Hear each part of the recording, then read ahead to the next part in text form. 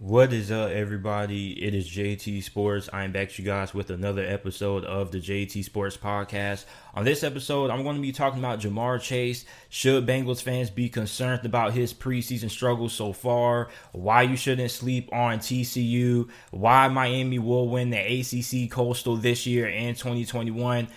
Is Kentucky the biggest sleeper team in the SEC this year? And lastly, how good will Arkansas be this upcoming college football season? Now, if you are a new listener of the podcast, make sure that you go ahead and leave a 5-star review down below. Make sure that you follow me on my social media pages. My Instagram and Twitter is both JT Sports _. And lastly, make sure that you subscribe to my YouTube channel, which is JT Sports.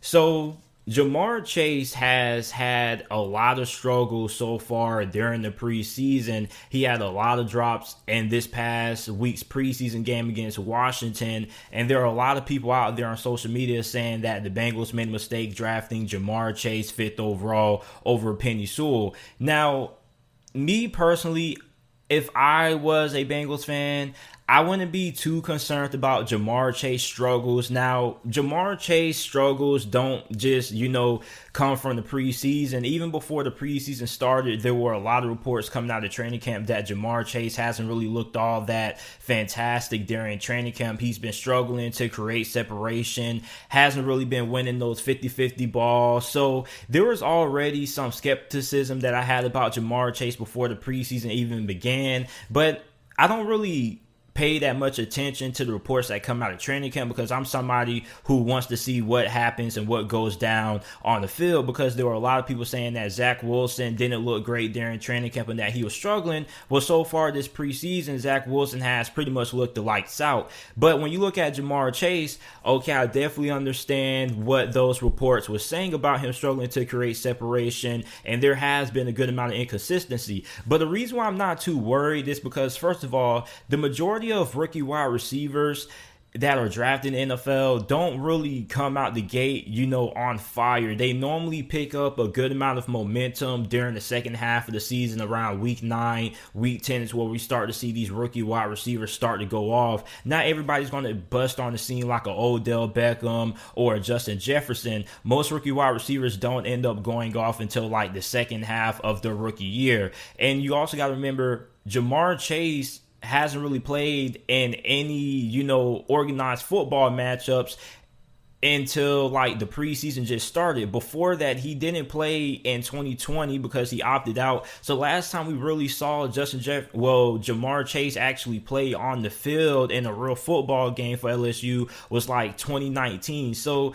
you guys got to remember, he's still getting back into football form, and he hasn't really played in a real football matchup prior to the preseason in a very long time. So I kind of expected him to kind of struggle coming out the gate, but I definitely think that he is going to improve. And if you're a Bengals fan, you shouldn't really be shocked. I don't really know what the expectations were that a lot of Bengals fans had for Jamarr Chase, but I'm pretty sure a lot of you guys had pretty high expectations for him, since the fact that you drafted him 5th overall and he was the first wide receiver taken off the board.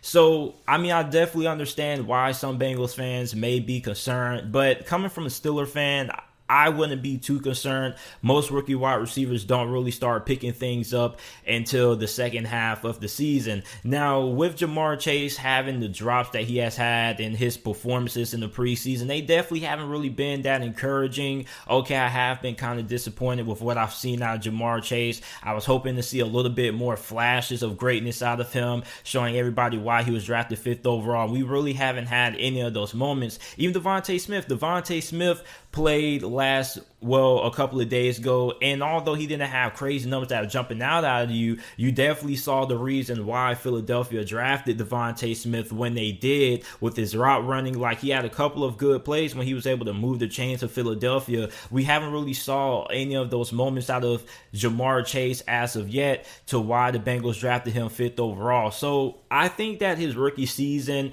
isn't going to be as good as what a lot of Bengals fans were expecting. I think some Bengals fans were probably expecting him to go for over 1,000 yards, probably have like 6 or 7 touchdowns. But I was expecting him to have like 600, 700 receiving yards, probably around 60, 70 catches, and probably like 4 touchdowns, which isn't a bad season for a rookie wide receiver. That's probably the standard when you draft a rookie wide receiver in the first round. But when you draft a guy like Jamarr Chase 5th overall, then of course you expect to have more production out of him during his rookie campaign. But you got to remember, he hasn't really played an official football game prior to the preseason starting since 2019 with LSU. So I'm definitely not surprised that Chase has struggled the way he has, but I definitely think he's going to end up getting back into the form he was. He's still trying to get into the flow of the game. He's still trying to get back into football shape. So Bengals fans, should you be worried?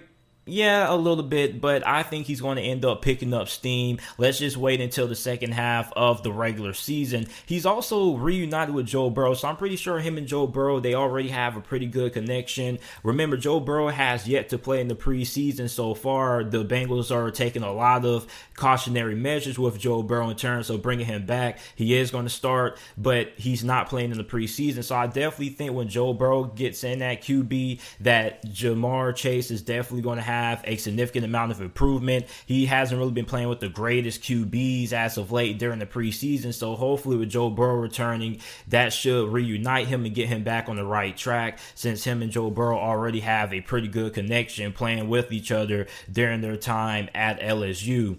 The next thing, let's move on to some college football.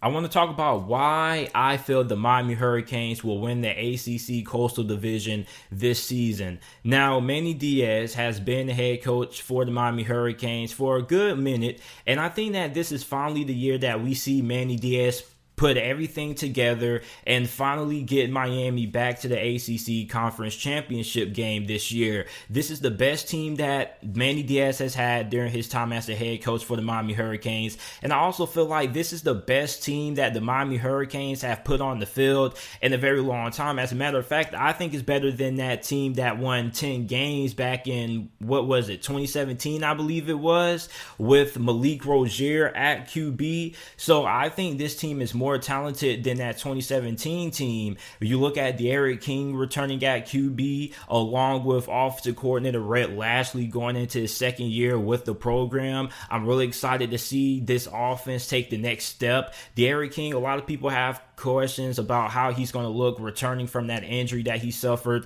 in the bowl game a couple of months ago against Oklahoma State. But according to the reports I've been reading coming out of fall camp for Miami, D'Eriq King has looked really good. He's also been really good running with the football as well. So a lot of people think that D'Eriq King is 100% or at least somewhere close to being 100% ready for the season opener against Alabama. And a lot of people are really confident that D'Eriq King is going to be the same player that he was last season, this season as well. You also got to look at the fact that Miami improved the wide receiving position, which was the biggest weakness on this offense last year. You had a lot of inconsistency there. Aside from Mike Harley, you had a lot of drops, a lot of, just not really a lot of great production there. So what do you do to improve the wide receiving position? Well, you get Charleston Rambo transferred from OU from the transfer portal. That's definitely a big help. Now you have him and Mike Harley, which is probably one of the best 1-2 punches in the wide receiver room in the whole entire ACC. Then you also got D. Wiggins, Mark Pope, which those guys are pretty solid players. I think they do provide good depth. So the offensive line also, I think that Miami has the second best offensive line in the ACC, either the second best or the best offensive line, depending on who you ask. This offensive line has a good amount of experience. It's going to be led by offensive tackle Zion Nelson, who as of right now is projected to be a first-round pick in next year's 2022 NFL Draft. Some mock drafts have him going in the top 10. Some mock drafts have him going like top 15, top 20 pick. So this offensive line is the best offensive line that Miami has had in some years. And the offensive line for Miami has always been a growing pain over the last couple of years. But it looks like they finally have the offensive line figured out going into this year, which is why I'm really excited, because now with an improved offensive line, it's going to give the wide receivers more time to get open. The running game is also going to be great this year. But the running game for Miami has been great for over the last couple of years, despite not having the best offensive line play. And I'm really excited about how this running back room looks right now, because I think Miami has one of the best running back rooms in all of college football. And I don't think enough people talk about it. Everybody's talking about, the depth that Georgia and Alabama have in their RB room. But I definitely think that you can put Miami in that same conversation. You have Cameron Harris, who is a monster. You have Jalen Knighton. You have Dan Chaney Jr., like a really talented running back room. And I think a lot of people in the college football world are going to take notice how deep this RB rotation is once the season kicks off. Now, you look at tight end, you have Will Mallory there, who probably is the best tight end in the ACC. He's going to be taking over for Brevin Jordan, who declared for the NFL draft. So I'm really excited about how this offense looks. I'm expecting a lot of big things out of this offense. This probably could end up being one of the best offenses in college football, because you look at the big impact that Rhett Lashlee had year one. And you got to remember, Miami at the time before Rhett Lashlee got there, their offense was really underwhelming. They struggled to move the ball down the field. They weren't great converting on third down. So you bring in Rhett Lashlee, in just 1 year, he just completely changes the offense. And also, he did it during a COVID year. He wasn't really able to implement the offense during, a normal off season, when you have a normal spring camp, a normal fall camp. So he pretty much was doing a lot of installation on Zoom meetings and whatnot. So for Rhett Lashlee, now that he has a normal off season to implement his offense, I think that's also going to provide a big boost as well. And I think the defense is going to be really solid also, with Manny Diaz being a defensive-minded coach. You have a lot of experience in the secondary. You bring in Tyreek Stevenson from the transfer portal, transferring from the University of Georgia. You still have DJ Ivey, Corey Couch, Al Blades. You got Bubba Bolden at safety. So this is a really experienced secondary that Miami has. And I think linebacker should be pretty improved as well. Linebacker was kind of a weak spot for this team, but I think it definitely is going to end up improving. Now, my concern is the defensive line and the pass rush, because you lost Quincy Roche and you lost Jalen Phillips to the NFL. But overall, I think Miami has a really talented team. I think that this is the second best team in the ACC, and that's why they're my pick to win the ACC Coastal Division this year. I know a lot of people are going to say North Carolina. That's been the popular pick amongst the majority of college football fans out there, and I understand, because you have Sam Howell, who is one of the best quarterbacks in all of college football. Okay, Mac Brown has done a really good job with that UNC program, but UNC has lost a lot of talent, okay, on both sides of football. You lost Chaz Surratt at linebacker. You also lost two of your starting wide receivers and two of your starting running backs to the NFL. So UNC is going to have to replace a lot of production. Now, I'm not, trying to discredit and say that UNC doesn't have the talent to replace those guys. I'm just saying that it's kind of going to be a little bit difficult to replace the production that they had out of those positions that they lost. So me personally, when you look at Miami, I definitely feel like enough people aren't giving Miami the credit they deserve when it comes to the UNC comparison. All I just see people saying is, oh yeah, UNC is going to win the Coastal because they have Sam Howell. People act like the Eric King is one of the best quarterbacks in college football. Now, he may not be, a highly rated NFL prospect due to his size and whatnot, but he definitely is a difference maker. So, I don't really understand why more people aren't picking Miami to win the Coastal. Maybe it's because the history that Miami has had in the past of, letting people down and disappointing. But, Miami has a better team than North Carolina. You have a lot of experience on both sides of the football compared to a North Carolina team that basically has to replace two productive running backs, even though you did bring in a running back from Tennessee who should be really good, but you still have to replace your two wide receivers in Daz Newsome and Dommy Brown. And I think too many people are just giving North Carolina the benefit of a doubt just because they have Sam Howell. But you look at Miami, they have a great quarterback, one of the best in college football, and you have a really great group of wide receivers. You have a lot of experience on both sides of the football. So I really feel like Miami should end up winning the Coastal this year. And they do end up playing North Carolina, so that's going to be one of the biggest games of the year in the ACC, because that's pretty much going to decide who's going to end up playing Clemson in the ACC championship game representing the Coastal. But I feel like Miami definitely should be the popular pick, even though I don't really understand why people still keep going with North Carolina. Like, literally, somebody says UNC is going to win the Coastal, and then their explanation is they have Sam Howell. And then somebody says, okay, but they lost this and this. And they say, well, they have Sam Howell at QB, so he's going to elevate the play of the team. And I do agree with that. But at the same time, you still have to look at the fact that Miami has a lot of experience at every single position. Okay, they're loaded at wide receiver. They're loaded at running back. They have one of the best RB rooms in college football, along with a really solid offensive line. So I'm kind of having a hard time understanding why people continue to pick UNC over Miami. And I understand the coaching staff is going to, continue to develop and elevate those players as well. You're definitely going to have some guys who are going to step up and play very well. But at the same time, I just don't understand how people can pick UNC over Miami when you look at the experience that Miami returns and the depth that Miami has. So Miami is my pick to win the Coastal Division this year. You guys let me know what you guys think about this take down in the comment section down below if you're watching this on YouTube. Do you guys think that Miami is going to win the Coastal this year, or do you think that it's going to go to North Carolina?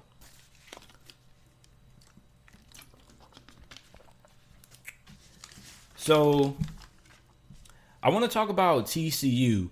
Why you shouldn't sleep on TCU this upcoming college football season. Now, TCU under Gary Patterson last season finished with a 6-4 record. They went 5-4 in the Big 12. And I think that TCU is definitely a team that a lot of people are overlooking this year, because they are going to have one of the best defenses in college football this year. You have a lot of athleticism. You have a lot of experience. This defense is going to be really phenomenal. And when you're going against a loaded and stacked offense in Oklahoma, I definitely feel like TCU has the perfect defense to counteract how great that Oklahoma offense is going to be this year, led by Spencer Rattler, who a lot of people are predicting to be the number 1 overall pick in next year's 2022 NFL draft. TCU's defense is really underrated. And a lot of people are talking about how good Alabama's defense is going to be, how good LSU's defense could be this year. But a lot of people are extremely overlooking and underrating this TCU defense. They have a really nasty defensive line, okay? You have defensive end Mathis, who had 9 sacks last season. You have Corey Coleman, who also had 3 sacks last year. Those two guys are going to be lights out this year. I think that both of those players could end up having at least 10 sacks this year. You also have defensive tackles Terrell Cooper, George Ellis, Kenny Turner, who was a UCF transfer. There is a lot of talent and depth when it comes to the defensive line for TCU. And I think that this defensive line is going to be probably the best D-line in the Big 12 this year. And I know some people may disagree with that, because you look at how much talent OU has, especially Iowa State as well. But I think TCU has the best D-line in the Big 12 this year. Now, linebacker, okay, I understand why people may have some reservations about the linebacker position, because you did lose stud linebacker Garrett Wallow, who is now gone, but you still have D. Winter, who returns. He had 65 tackles last year, 2 sacks, and 2 pass deflections. And the rest of the linebacking core should be pretty solid. We're probably going to figure out more about it during fall camp, but the front 7 is really good. I like linebacker. I'm in love with the defensive line. I love the rotation. I love the depth they have at that position, especially who's projected to be the starters there. But cornerback is another position. Okay, that's pretty solid as well. I think their cornerback position is going to be good enough to get the job done. Now, the biggest concern that a lot of people probably going to have is going to be, okay, JT, you're selling us how good this defense is. You're selling us how good the defensive line is, how good the linebacker position is, and corner should be solid. But what about safety, JT? Because TCU had the best safety duo in all of college football last year with Morick and Ardarius Washington, who are both in the NFL. Who's going to be replacing those guys, JT? And my answer to that question is I don't really know yet. Okay. And I also will understand for people who use that notation to say, hey, JT, I mean, safety may be a step down from what it was last year. And I definitely understand that because it's going to be hard to replace the production that you had out of Morick and or Darius Washington, because those were two of the best safeties in college football and they both played on the same team. So, of course, it's going to be really hard to replace that kind of production. I definitely understand that. All right. But I definitely think that TCU is going to be able to figure out who's going to be their two starting safeties. But even though you're going to have a drop off in production at safety, pretty much every other position on defense is going to continue to elevate, okay? The defensive line, like I already mentioned, is going to be really good. I think they're going to be really good at getting pressure on the quarterback. Linebackers should still be really solid as well with corner. So although you do have a drop-off when it comes to the safety position, everything else on the defensive side of the football should go up. So I'm really high on this TCU defense.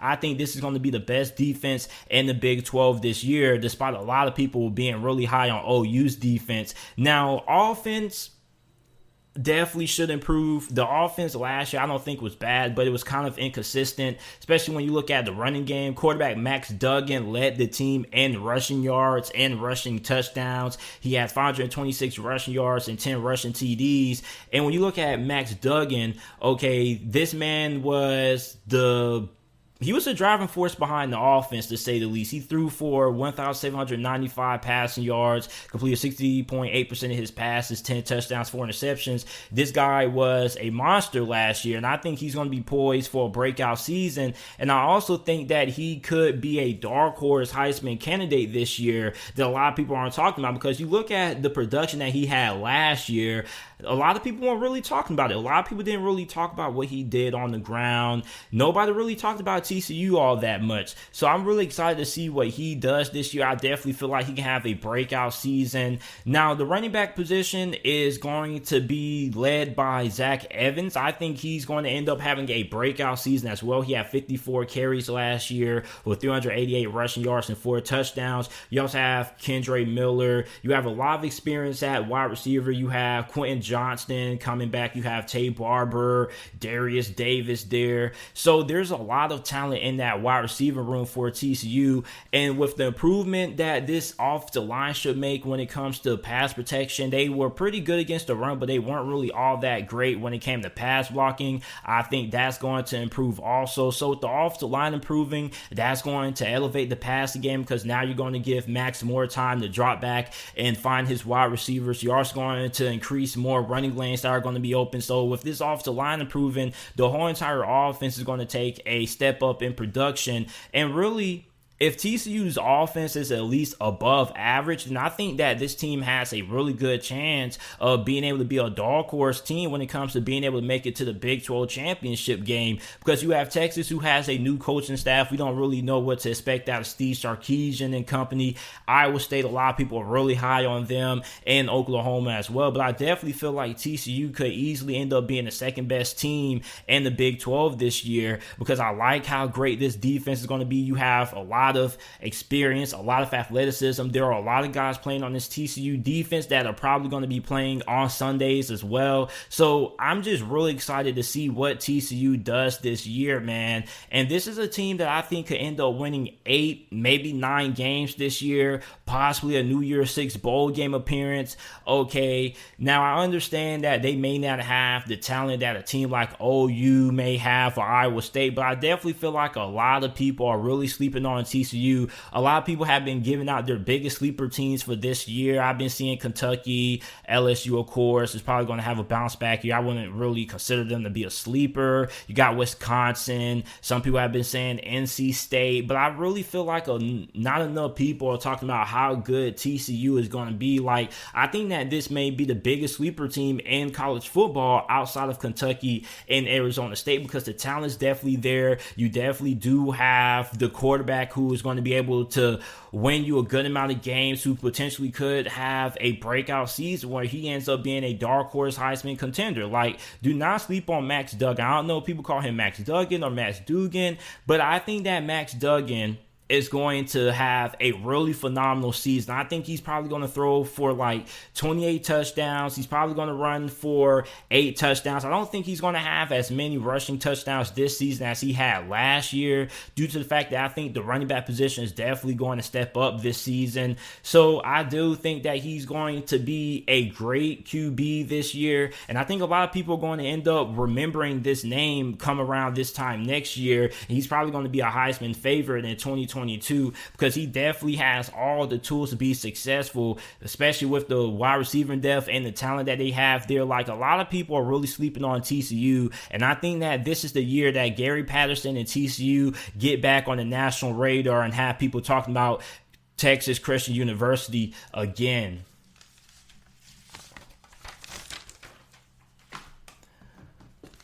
Okay.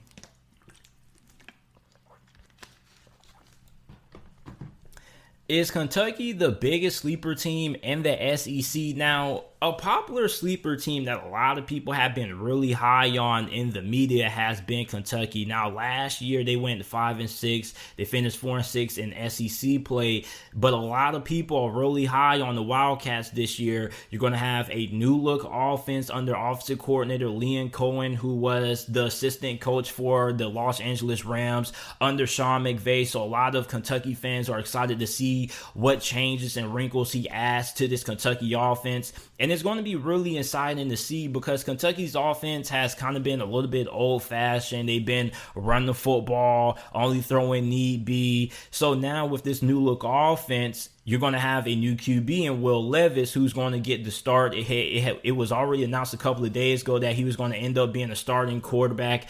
And apparently, according to Coach Stoops, it was pretty obvious that Will Levis was the best QB from spring camp and whatnot. Now, I was kind of a little bit disappointed because I wanted to see my guy Joey Gatewood get the start. He now has entered the transfer portal, or it's expected that he will enter the transfer portal. And I'm a big Joey Gatewood fan simply for the fact that I lived in the city of Jacksonville, and I've kind of watched Joey Gatewood play a lot during his time at Barton Trail. So, of course, I was rooting for my guy Joey Gatewood. So he's going to end up transferring. But Will Levis clearly, according to Coach Stoops, was the best QB, and it didn't really sound like the quarterback competition was all that close. So you look at Will Levis, transfer for Penn State. How good is he going to be in this offense? Well, you're looking at a guy who should be extremely accurate. I think he has a pretty good arm as well. And throwing to one of the best wide receiver duos in the SEC, you have Josh Ali. You also have Wan'Dale Robinson, transfer from Nebraska. He was the best player on Nebraska's offense last year.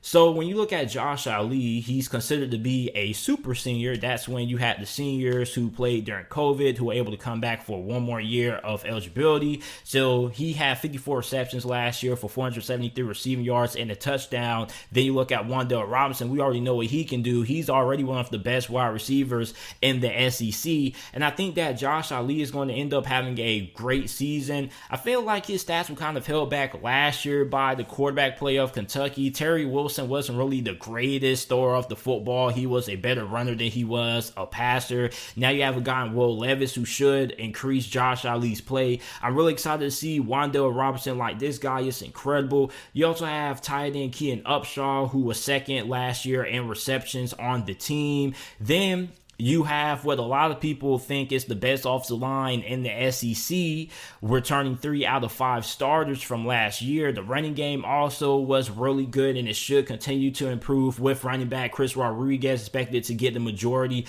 of the workload. He had 785 rushing yards, 6.6 yards per carry, and 11 touchdowns. Now, you did lose Azem Rose, who now is on the Minnesota Vikings, tearing it up right now. But Chris Rodriguez could end up carrying the load, and I think that he could end up being one of the more underrated running backs in the SEC by the end of this year. So you look at Kentucky and how they're going to make changes on offense, trying to modernize their offense to what the majority of other teams out there are doing. And I think that's a really good first step, because if you want to be able to compete in this day and age of college football, you have to be able to score points on the offense. You can't win just running the football 30, 40 times a game and only throwing the football when need be and relying on having an elite defense. You got to be able to at least score 30 points nowadays days in this era if you want to be able to contend for not only a conference title, but for a national title as well. Now, the defense did lose a lot of talent. Okay, you lost Jamarr Davis, who was drafted in the first round by Washington, Boogie Watson, you lost Kelvin Joseph and Quentin Bohanna, so you lost a lot. And I understand why a lot of people may not be high on Kentucky's defense, but I don't think that their defense is going to have that far of a drop-off. And the reason why I say that is because I think Kentucky has a really underrated player development program. I think Kentucky is one of the better teams in college football when it comes to developing the players that they have on their roster, because you got to understand that Kentucky doesn't recruit on the level as a Alabama, LSU, or Georgia. They're not bringing in top 10, top 15 recruiting classes year after year. So Kentucky, I think they do a really good job developing the players that they're able to get. You know, they have to sit for a couple of years, wait. And, you know, around their third, fourth year, that's where the Kentucky program really starts to peak. Kentucky is one of those programs, like, I feel like every once in a while they have a peak year where they come out of nowhere and they win like 9 games. So when you look at Kentucky, I think that their player development is really underrated. And I think that they have one of the best player development programs in all of college football. I really like the way that they develop their players. And also on top of that, they're getting these guys into the league. You're getting Jamarr Davis, who was drafted in the first round this past year. You got Kelvin Joseph, who was drafted in the second round. Not to mention, a couple of years ago, you had Josh Allen, who went in the first round. So Kentucky is really good when it comes to not only developing the players that they have on their team, but getting them ready for the next level, which is a really good recruiting tool. So I'm not really that concerned about the players that Kentucky lost on defense, because they're really good when it comes to developing players and getting guys ready. So you have linebacker DeAndre Square, who was third on the team last year in tackles. He had 60. You also have Jordan White, who had 3.5 sacks, 45 tackles. I think he's going to have a really good year. I think he probably could end up being one of the better linebackers in the SEC with what he's able to do, not only getting after the quarterback, but also in terms of what he does in the on run defense also. Now, the secondary, don't really know how I feel about it, okay? You do have Corker there at safety, who is one of the best in the SEC. He can do a lot of things. He had 77 tackles last year, 2 interceptions. He kind of reminds me a little bit of like that Tyrann Mathieu, Jamal Adams hybrid. You know, you can blitz him off the edge. He's also pretty solid in coverage, and he can come down and kind of be like another linebacker if you need him to. So he's really good, but outside of that, you know, I still have some reservations about the other safety spot and cornerback. Okay, cornerback isn't, you know, bad. You do have Cedric Dort there, but I still need to see a little bit more work done. And the pass rush needs a lot of improvement also, because that was a big Achilles heel that Kentucky's defense had last season when it came to being able to consistently get pressure on the quarterback. But overall, is Kentucky the biggest sleeper team in the SEC? I mean, I'm not going to say they're not, but at the same time, I definitely would say that I have a little bit more confidence in a team like Ole Miss or Arkansas than I do in Kentucky. I definitely understand why people are really high on Kentucky with how talented of an offense they could have this year. I definitely see the potential with Wan'Dale Robinson, Josh Ali Rodriguez there in that new look offense. But at the same time, you do have Arkansas, who I think is just a little bit more impressive with their offensive line. I think their offensive line is the best in the SEC. Then you also got to look at Ole Miss. Ole Miss is going to be really competitive. They're going to be really good this year. They could end up winning the West this year with how great their offense is going to be. I know their defense isn't going to be that great, but their defense definitely should be more improved this year. So I agree that Kentucky is a sleeper, but I don't think they're the biggest sleeper team in the SEC like a lot of people are trying to say they are. I still like Arkansas a little bit more and Ole Miss better than I like Kentucky. Not trying to take anything away from Kentucky. I just like those teams a little bit more because I don't think they have as many question marks on the defense side. Well, I won't say that about Ole Miss, but when you look at Arkansas, I think their defense is going to be better than Kentucky, and I think that Arkansas probably could have a better season than Kentucky this year. Then you look at Ole Miss with how great their offense is going to be and how many points they can put up on the board. I also think that they're going to be better than Kentucky, but I definitely can understand why a lot of people are really high on Kentucky and why a lot of people feel Kentucky is a big sleeper team. They're probably the biggest sleeper team in the SEC East, but in the SEC as a whole, I just like Ole Miss and in Arkansas a little bit more, simply for the fact that I just like how good the offensive line play is for Arkansas. I like how much experience they have on both sides of the football. And then you look at Ole Miss, I think their offense and Lane Kiffin, they're going to be able to upset a lot of people this year. So not trying to take anything away from Kentucky, but I want to say they're the biggest sleeper team in the SEC, like a lot of people are trying to say. But I definitely understand why a lot of people feel they're underrated. But you have concerns at corner, and you have concerns when it comes to your pass rush. So I'm interested in seeing how those two positions play out. But overall, I am pretty high on Kentucky. I'm just not high on Kentucky as a good amount of other people are on Kentucky. You know, I think Kentucky can be like a 7-win team. Maybe they can get 9 wins, but overall, I don't really see this team being the biggest sleeper team in the SEC. But you guys let me know how you guys feel about Kentucky down in the comment section down below.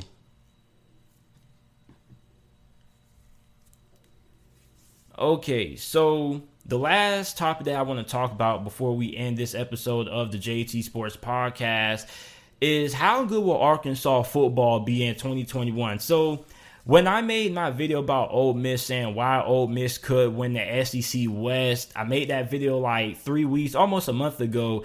And there were a lot of people in the comment section, or a lot of people who hit me up on social media. Make sure that you follow me on Twitter and Instagram, JT Sports _. Link to that is down in the comment section and description down below. But there were a good amount of people who said, JT, I think that you need to take a look at Arkansas.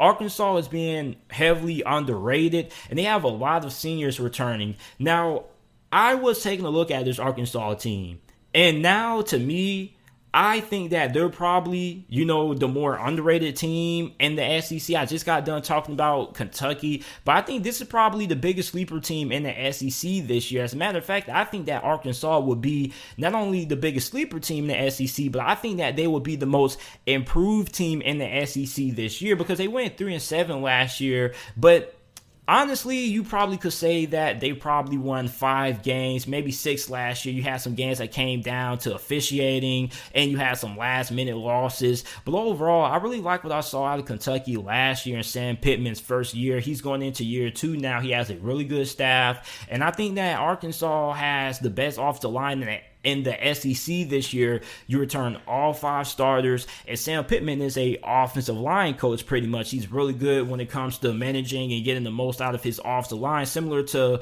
Mario Cristobal up there with Oregon right now. So I think the offensive line is going to be really good, and when you have a really good offensive line, you're going to be in a lot of games, okay, because football is still a game that is won and lost in the trenches, okay? If you can handle yourself up front against a team like an Alabama or LSU or Georgia, then you're going to be in that game, because the main reason why a lot of teams can't keep up with Alabama or Georgia is because they just get dominated up front. So if you're able to handle up and protect your quarterback, and you give him enough time to throw the football, you also can create running lanes, then you're going to have an opportunity to have a lot of upsets brewing. So you look at how good that offensive line for Arkansas is going to be, pretty much, in my opinion, the best old line in the SEC right now. That's going to open up a lot of things for Arkansas's offense. Now, Arkansas's offense was really solid last year under Felipe Franks at QB. Well, now you have a new quarterback under the helm at center. His name is KJ Jefferson. Will he break out this year? He definitely has the size. He's like 6'3", 240 pounds. He has a very good arm. He also has some mobility. So you look at him taking over at QB. He has a really great group of wide receivers that he's going to be throwing to. One of the better wide receiver groups in all of college football. You have Traylon Burks, who's 6'3", 225. He had 51 catches for 820 receiving yards and 7 touchdowns. He could be one of the best wide receivers in the SEC by the end of this year. You have Davion Warren, 15 catches, 278 receiving yards last year, 3 TDs. You also have Jaquan Crawford, who is a transfer from Oklahoma. And you have a solid group of tight ends with Hudson Henry and Trey Knox. So KJ Jefferson has a really good group of wide receivers to throw the football to. So he has a good offensive line that's going to be blocking in front of him. He has a talented group of wide receivers that he's going to be throwing to, along with a solid group of tight ends. So KJ Jefferson definitely has all the tools to have a breakout season. Then you have the depth at running back. You have Traylon Smith, 710 rushing yards last year, 5 touchdowns. You have Dominique Johnson, who's going to be that power back, who's going to be running down the middle of the field, who's probably going to be in third and short situations or goal line packages because he's 6'1", 240 pounds. He is a freight train. And you have Raheem Sanders. So you have a pretty good running back rotation there. Pretty much we're going to be seeing a lot of Traylon Smith and Dominique Johnson there. So you look at how good this offense can be this year. This offense definitely could explode with KJ Jefferson at QB, a really good off the line, a really good group of wide receivers. Like, this offense for Arkansas looks really impressive. But what I'm excited about the most is this defense. Now, last year, Arkansas's defense wasn't that great, okay? Now, they had to play some of the best offenses in college football, but they returned 10 out of 11 starters from last year. The only starter who isn't returning is defensive lineman Jonathan Marshall. But outside of him, you have 10 starters who come back, pretty much the whole entire defense, but one person returns. Now, this defense, I think, is going to end up having a significant amount of improvement when it comes to their pass rush and their third down defense. Now, I think their pass rush is going to improve, but also the third down defense should improve because a big component of being able to get off the field on third down, in my opinion, is being able to get consistent pressure on the quarterback, because the majority of the time you're looking at third and medium situation, like a 3rd and 6, 3rd and 7 passing situation. And if you can't get pressure on the quarterback in those situations, you're not going to have a lot of success getting off the field. Now, secondary should improve also. If the pass rush improves, that's going to help out the secondary, because then the corners and the safeties aren't going to have to be in coverage for all that long. I like the depth that they have at linebacker. They're running a 4-2-5 defense this year, so you have like only 2 linebackers, and you got Grant Morgan and one of the best names I've heard so far, Bumper Pool. This man's name is Bumper Pool. That's one of the best names that I have heard so far.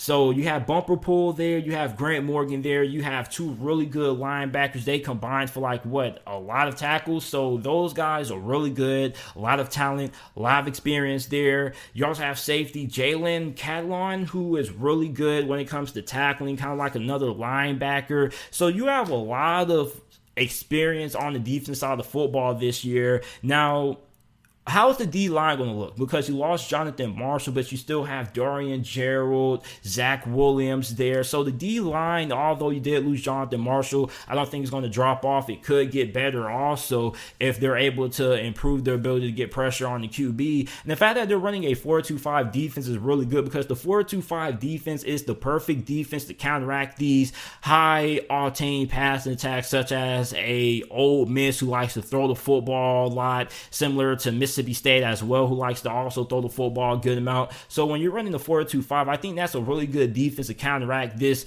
heavy pass-oriented offense that a lot of teams are gearing towards. So when you look at Arkansas, I think Arkansas is the biggest sleeper team in the SEC. A lot of people think that is Kentucky. I think that is going to be Arkansas, okay? You have a really good offense with all of the things that they have returning on defense. I think Arkansas could have the biggest jump in the SEC than any team in this conference. Not only the conference, but I think this is going to be the most improved team in college football. This is a team that won 3 games last year. Easily could have won 5 or 6 if the ball would have bounced in their direction. This year, I think this team is going to go from 3 wins to maybe 8 or 7, okay? And you could make the argument to say that maybe they could even win more games than that. They could win 9 and just surprise everybody and take everybody by surprise, including me, and just win 10 games. But I think they can go from 7 wins to 8 wins this year, which is definitely a significant amount of improvement. And I look at Arkansas, man, this is definitely a team that is upset waiting to happen. They're going to pull off the upset against somebody, rather that be A&M or somebody. Somebody's going to end up going home extremely disappointed. You're going to end up kept saying, how the hell did we end up losing to Arkansas? So I'm telling you right now, under Sam Pittman, this Arkansas team is really scary. And they were really scary last year. Like, they won 3 games, but this is a team that was way better than what their record from last year indicates. Like, a lot of people just look at the win-loss column, but sometimes the win-loss column isn't always reflective of how good the team was, because you look at a program right now that under Sam Pittman is kind of being revitalized right now. Like, they were 3-7, but they were a really competitive 3-7. And like I mentioned earlier, if the ball would have bounced in a different direction, this team could have been a 6-win, 5-win team. So I'm really high on Arkansas this year. I'm really excited for KJ Jefferson. He has a lot of talent around him to be successful. This is a really dangerous Arkansas team that a lot of people should not sleep on this season. So this is it for this episode of the JT Sports Podcast. I appreciate you guys for listening. Make sure that you go ahead and leave a 5-star review down below if you enjoyed. Also, make sure that you follow me on my social media pages. My Instagram and Twitter is both JT Sports _. And I will see you guys with another episode of the JT Sports Podcast shortly.